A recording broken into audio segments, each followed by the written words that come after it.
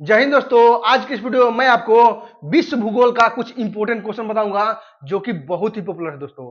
और ये जितना मैं क्वेश्चन बताऊंगा दोस्तों, ये सब इतना ही पॉपुलर है, इतना पॉपुलर कि हर एक कंपटीशन के एग्जाम में जरूर आता है दोस्तों। और ये सब क्वेश्चन जितना मैं बताऊंगा सब आया हुआ क्वेश्चन है दोस्तों, और आता भी है हर एक एग्जाम में। तो चलिए दोस्तों, हर एक क्वेश्चन को समझते हैं आसानी से। और एक बात दोस्तों, इस वीडियो को अच्छे से और ध्यान से देखिएगा। इस वीडियो के अंत में आपको 3 क्वेश्चन दूंगा जिसका आंसर आपको कमेंट करके बताना होगा, ठीक है। और यदि वीडियो आपको अच्छा लगे हमारे चैनल को सब्सक्राइब करके इस वीडियो को अपने हर एक केवल और केवल पढ़ने वाले दोस्तों के साथ जरूर शेयर कीजिएगा।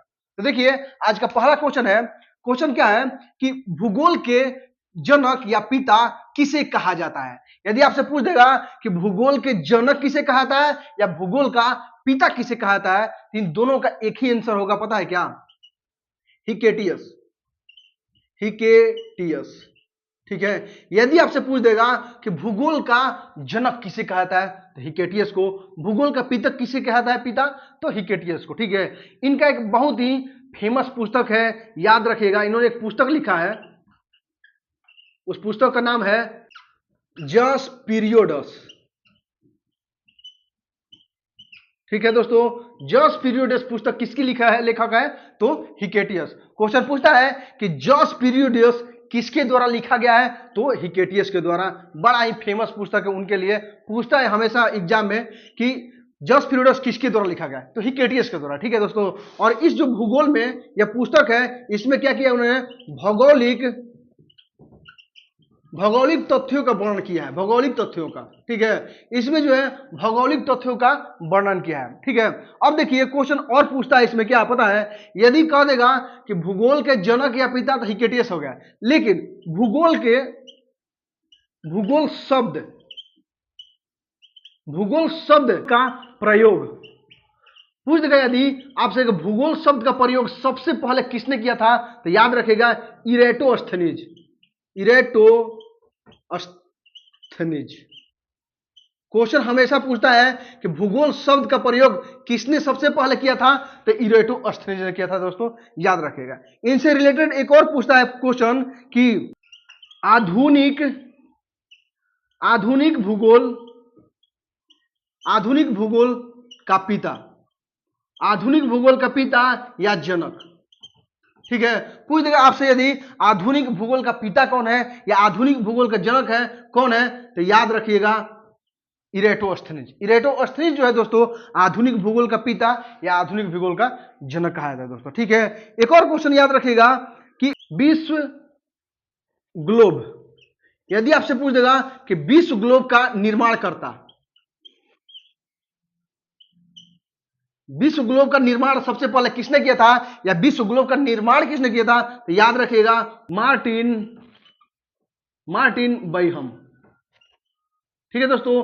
मार्टिन बैहम जो थे, क्या है, विश्व ग्लोब का निर्माण करता है दोस्तों, ठीक है। एक और क्वेश्चन बनता है कि विश्व मानचित्र, ये तो हो गया कि विश्व ग्लोब का कौन, मार्टिन बैहम। लेकिन यदि आपसे पूछेगा विश्व मानचित्र का निर्माण करता, विश्व मानचित्र का निर्माण करता कौन था, यदि आपसे पूछेगा विश्व मानचित्र का निर्माण करता कौन था, तो याद रखिएगा एनेक्जीमेंडर,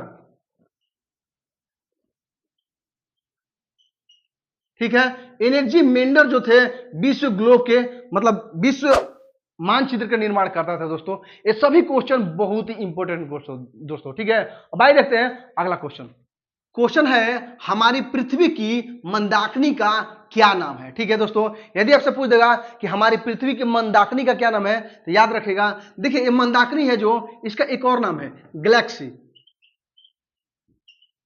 ठीक है। गैलेक्सी भी इसे कहा जाता है, याद रखेगा। तो पूछ देगा कि हमारी पृथ्वी का मंदाकिनी का क्या नाम है या गैलेक्सी का क्या नाम है, तो याद रखिएगा आकाशगंगा, आकाशगंगा, ठीक है। आकाशगंगा जो है हमारी पृथ्वी का मंदाकिनी का नाम है। इसे जो है एक और नाम से कहा जाता है दुग्ध मेखला, ठीक है। इसे दुग्ध मेखला भी कहा जाता है दोस्तों, याद रखेगा, आकाशगंगा या दुग्ध मेखला। किसे कहता है? तो हमारी पृथ्वी की जो अपनी मंदाकिनी है, कौन सी है? तो आकाशगंगा या दुग्ध मेखला। इसका दो नाम है, आकाशगंगा या दुग्ध मेखला, ठीक है, याद रखिएगा। अब देखिए इसका जो है ना 80% भाग क्या होता है? सर्पीला है। इसका 80% भाग क्या है? सर्पीला है। एक और क्वेश्चन बनता है, इसे सबसे पहले किसने देखा था? सबसे पहले किसने देखा था? क्वेश्चन पूछता है कि आकाशगंगा को सबसे पहले किसने देखा था? तो याद रखिएगा गैलीलियो। ठीक है दोस्तों, गैलीलियो ने जो है सबसे पहले आकाशगंगा या दुग्ध मेखला को देखा था। ठीक है, याद रखिएगा। अब देखिए क्वेश्चन पूछता है कि जो ये आकाशगंगा है या दुग्ध मेखला, इसके सबसे नजदीक मंदाकिनी कौन सी है? आकाशगंगा, आकाशगंगा के सबसे नजदीक, सबसे नजदीक आकाशगंगा के सबसे नजदीक मंदाकिनी कौन सी है? तो याद रखिएगा देवयानी। ठीक है दोस्तों, देवयानी जो है, देवयानी एक मंदाकिनी है जो क्या है? आकाशगंगा के सबसे नजदीक मंदाकिनी। दोस्तों याद रखिएगा, क्वेश्चन पूछता है। एक और क्वेश्चन याद रखिएगा, सबसे नवीनतम, सबसे नवीनतम ज्ञात मंदाकिनी। यदि आपसे पूछ देगा कि सबसे नवीनतम या सबसे नया ज्ञात मंदाकिनी कौन सी है, याद रखिएगा ड्वार्फ, ड्वार्फ मंदाकिनी।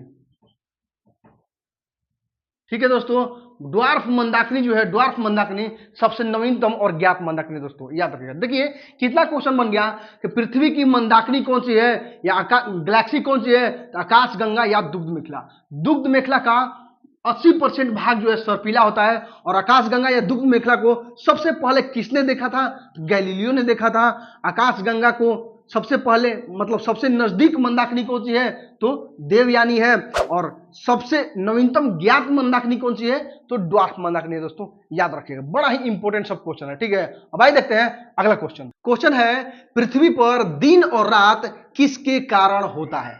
यदि आपसे पूछ देगा पृथ्वी पर दिन और रात कैसे होता है या दिन और रात किसके कारण होता है, तो याद रखिएगा पृथ्वी पर जो दिन रात होता है, परिभ्रमण,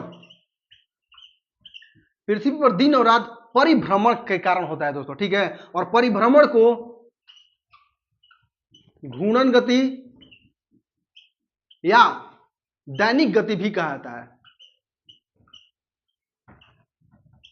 ठीक है दोस्तों, याद रखेगा परिभ्रमण के कारण जो पृथ्वी पर दिन और रात होता है, या घूर्णन गति के कारण दिन और रात होता है, या दैनिक गति के कारण जो है पृथ्वी पर दिन और रात होता है। ठीक है, देखिए क्यों क्या होता है कि पृथ्वी जो है ना, पृथ्वी अपने अक्ष पर, पृथ्वी अपने अक्ष पर घूमते रहती है, और जो एक चक्कर पूरा लगाने में पृथ्वी को, एक चक्कर पृथ्वी को जो है अपने अक्ष पर एक चक्कर पूरा घूमने में कितना का समय लगता है? 23 घंटा 56 मिनट और 4 सेकेंड। ठीक है दोस्तों, पृथ्वी को अपने अक्ष पर एक चक्कर पूरा करने में कितना समय लगता है? 23 घंटा 56 मिनट और 4 सेकेंड का, या कहे इसको लगभग 24 घंटा।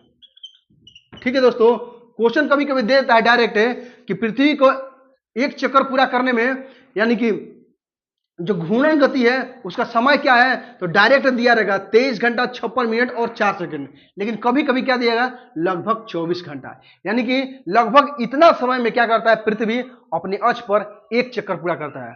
और यह एक चक्कर कैसे पूरा करता है? तो पृथ्वी पश्चिम से पूरब की ओर घूमता है, पश्चिम से क्या करता है? पूरब की तरफ। ठीक है, पश्चिम से पूरब की तरफ पृथ्वी घूमता है अपने अक्ष पर, और एक चक्कर पूरा करने में कितना समय लगता है? 23 घंटा 56 मिनट और 4 सेकंड, यानी कहें कि लगभग 24 घंटा। और इसी जो समय को क्या कहते हैं दोस्तों? तो दैनिक गति, या कहें घूर्णन गति, या कहें परिभ्रमण काल कहते हैं दोस्तों। ठीक है, और इसी के कारण क्या होता है? पृथ्वी पर दिन और रात हमेशा होता है, याद रखिएगा। क्वेश्चन पूछता है पृथ्वी अपने अक्ष पर कैसे घूमता है? तो पश्चिम से पूरब की तरफ घूमता है। दोस्तों याद रखिएगा। ठीक है, एक और क्वेश्चन याद रखिएगा, ये तो हो गया परिभ्रमण, एक होता है परिक्रमण, परिक्रमण या वार्षिक, वार्षिक गति, परिक्रमण काल कह दे या परिक्रमण डायरेक्ट या वार्षिक गति। इसमें क्या होता है कि पृथ्वी जो है ना, पृथ्वी जो है सूर्य का चक्कर करती है, सूर्य का चक्कर। परिक्रमण काल में क्या होता है, पृथ्वी जो है सूर्य के चारों तरफ घूमती है और एक चक्कर को पूरा करने में, सूर्य का एक चक्कर, सूर्य का एक चक्कर को पूरा करने में पृथ्वी को कितना समय लगता है, 365 दिन 5 घंटा 48 मिनट और 46 सेकेंड। ठीक है दोस्तों, डायरेक्ट पूछता है कभी कभी कि पृथ्वी का परिक्रमण काल कितना होता है, तो 365 दिन 5 घंटा 48 मिनट या और 46 सेकेंड। इसको डायरेक्ट लगभग कितना कहा था पता है, लगभग 365 दिन 6 घंटा।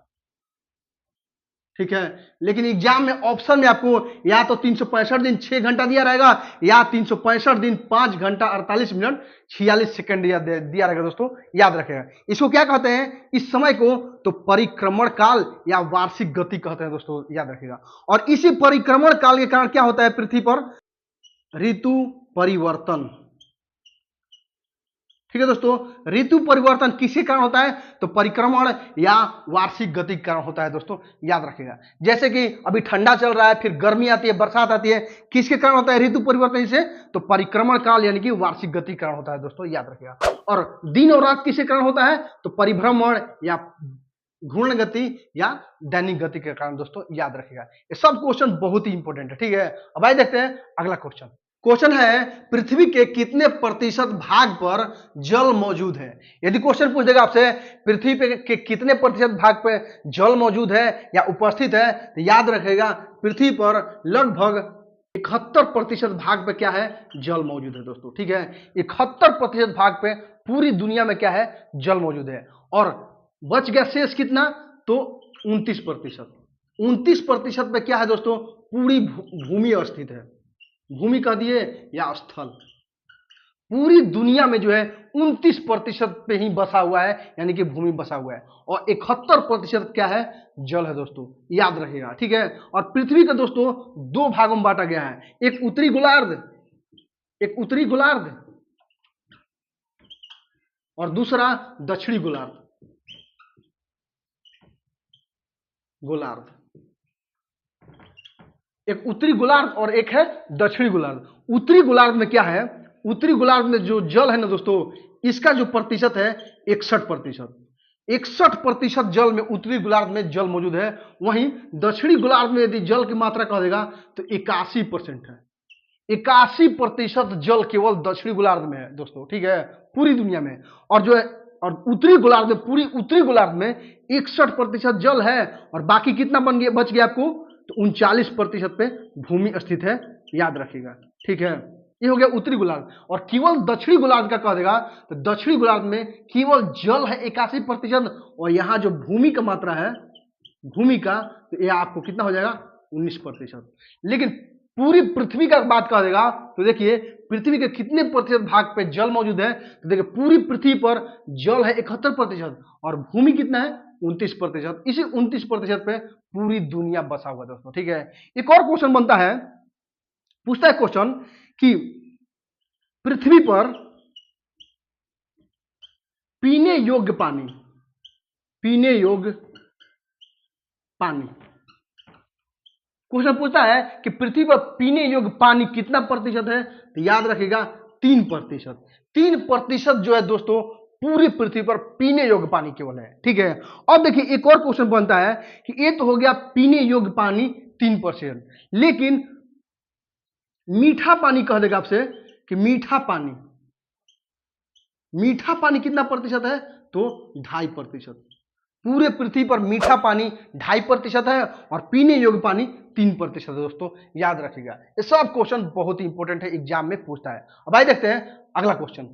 क्वेश्चन है, भूकंप के उत्पत्ति वाले स्थान को क्या कहते हैं दोस्तों। ठीक है, यदि आपसे पूछ देगा कि भूकंप के उत्पत्ति वाले स्थान को क्या कहते हैं, तो याद रखिएगा भूकंप के जो उत्पत्ति वाला स्थान है उसे केंद्र कहते हैं। ठीक है, भूकंप का जो उत्पत्ति वाला स्थान है जहां से भूकंप पैदा होती है उसको क्या कहते हैं, तो केंद्र कहते हैं। एक और होता है अधिकेंद्र। अधिकेंद्र, अधिकेंद्र किसे कहता है, तो देखिए केंद्र के ठीक ऊपर, केंद्र के ठीक ऊपर, ठीक ऊपर, केंद्र के ठीक ऊपर, यानी कि जहां से भूकंप उत्पन्न होती है तो केंद्र के ठीक ऊपर पृथ्वी की सतह पर, पृथ्वी की सतह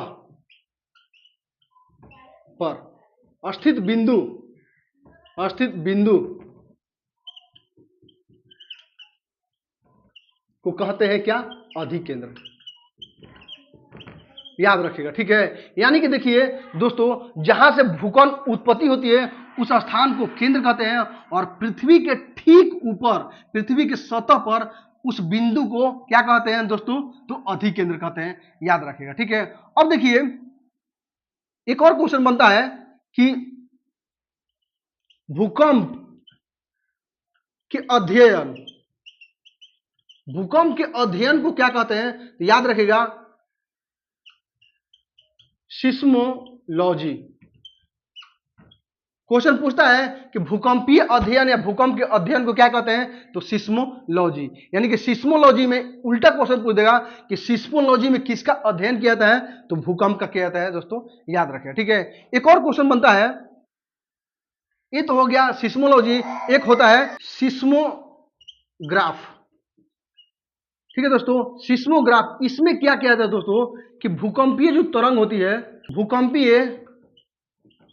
भूकंपीय तरंग मापने वाला यंत्र। सिस्मोग्राफ में क्या होता है, भूकंपीय तरंगों को मापा जाता है या जो है चिन्हित किया जाता है। ठीक है, मापा जाता है या चिन्हित किया जाता है दोस्तों। याद रखें। ठीक है, इसी का एक भाग है सिस्मोग्राफ का ही एक भाग है रिक्टर स्केल, रिक्टर स्केल। ठीक है, रिक्टर स्केल में क्या किया जाता है, तो भूकंपीय तरंगों की जो तीव्रता होती है, भूकंपीय तरंग की तीव्रता, ठीक है, भूकंपीय तरंगों की तीव्रता किसमें मापी जाती है, तो रिक्टर स्केल द्वारा। थोड़ा सा डिफरेंट है, आपको ध्यान रखना है केवल दोस्तों। ठीक है, भूकंपीय मतलब सिस्मोग्राफ में क्या होता है कि यह एक यंत्र है जो कि भूकंपीय तरंगों को मापने का काम करती है या चिन्हित करने का काम करती है। लेकिन भूकंपीय जो तरंगों की तीव्रता मापा जाता है किसमें, तो रिक्टर स्केल में। याद रखिएगा दोस्तों, क्या होता है कि 2.0 या 3.0 का भूकंप आता है, यदि रिक्टर स्केल में यदि 2.0 या 3.0 का यदि भूकंप का आता है तो इसको कहता है निम्न या हल्का भूकंप। ठीक है, इसमें कुछ भी नुकसान नहीं होता है कि 2.0 या 3.0 का यदि चिन्हित करता है रिक्टर स्केल पे तो निम्न भूकंप या हल्का भूकंप होता है। लेकिन यही यदि 6.2 का भूकंप माप दे रिक्टर स्केल पे, 6.2 का, यह क्या होता है, विनाशकारी भूकंप होता है दोस्तों।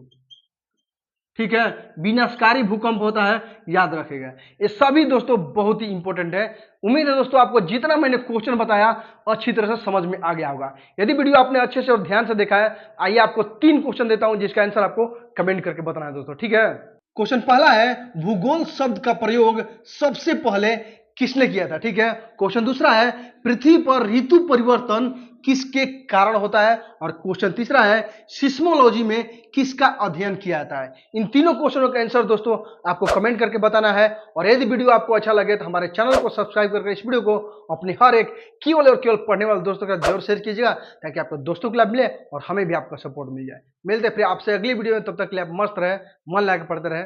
जय हिंद।